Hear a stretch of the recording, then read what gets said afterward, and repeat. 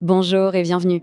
Dans cette présentation, conçue spécialement pour la préparation au BTS Économie sociale et familiale, on va décortiquer ensemble les notions clés des revenus et de la redistribution en France. C'est parti? On commence avec cette citation, et il faut bien comprendre qu'elle est loin d'être anodine. En fait, elle résume vraiment le cœur du métier de TSF.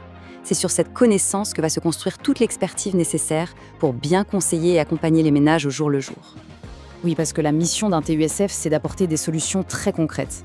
Et pour ça, pas de secret, il faut une maîtrise parfaite du système.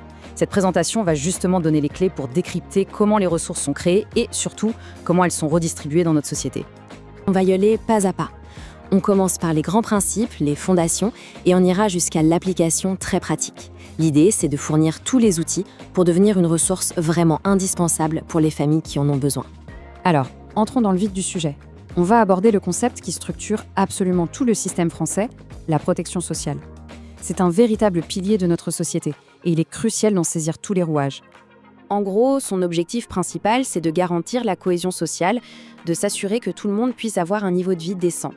L'ensemble du système repose sur une idée fondatrice, le principe de solidarité nationale.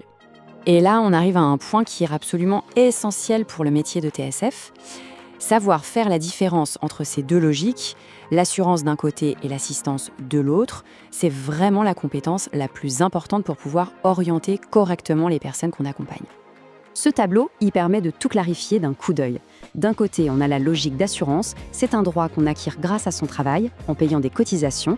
De l'autre, on a la logique d'assistance, c'est un filet de sécurité qui est basé sur la solidarité nationale et qui est financé par l'impôt de tous. C'est vraiment la clé de voûte de tout le système. Ok, maintenant qu'on a bien ces deux principes en tête, voyons comment tout ça s'articule dans les grands systèmes qui sont au cœur de l'action sociale. Je parle bien sûr de la retraite et de la sécurité sociale. Le système français, il faut savoir qu'il repose quasi exclusivement sur le principe de répartition. Et ça, c'est un modèle de solidarité directe entre les générations. Autrement dit, les travailleurs d'aujourd'hui payent par leurs cotisations les pensions des retraités d'aujourd'hui. Et c'est bien là que se situe le plus grand défi. Cette pression démographique, c'est la raison principale qui explique pourquoi on a des débats et des réformes continues du système des retraites. L'équilibre entre le nombre de cotisants et le nombre de bénéficiaires est très fragile et il doit être ajusté en permanence. La Sécu, de son côté, elle est organisée en 4 grandes branches spécialisées. En tant que futur TSF, savoir à qui s'adresser, la CPAM pour la santé, la CAF pour tout ce qui est famille, la CARSAT pour la retraite, c'est une compétence de base pour guider les gens de manière efficace et rapide.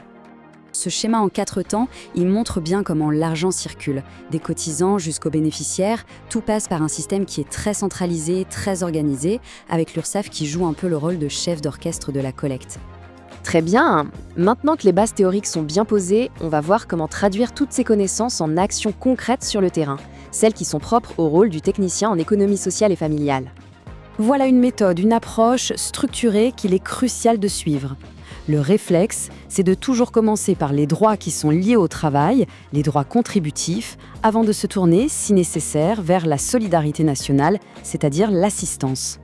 Cet accompagnement-là, il est vraiment vital. Avoir une carrière complète et exacte, c'est la condition indispensable pour que les droits à la retraite soient bien calculés.